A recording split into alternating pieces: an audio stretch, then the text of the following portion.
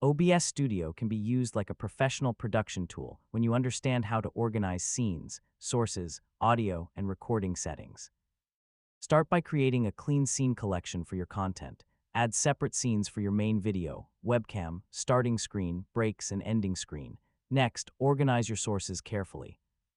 Use game capture, display capture, window capture, webcam, images, text, and browser sources depending on what you're creating.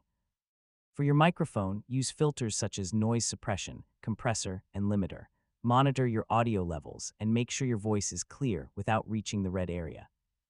Now configure your video settings. Choose a resolution and frame rate that your computer can handle smoothly.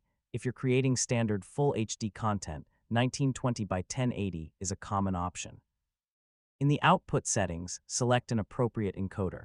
If your computer supports hardware encoding, it can help reduce CPU usage while maintaining good video quality. You can also add professional elements such as webcam frames, alerts, chat overlays, logos, text, and scene transitions. Keep everything organized so your layout remains clean and easy to understand. Learn to use OBS Studio's advanced audio properties to control individual audio sources and create separate audio tracks when needed. Before every important recording or stream, make a short test. Check your microphone, desktop audio, webcam, capture sources, and video quality. During recording or streaming, keep an eye on the OBS stats window. If you see dropped frames, rendering lag, or encoding overload, adjust your settings before continuing.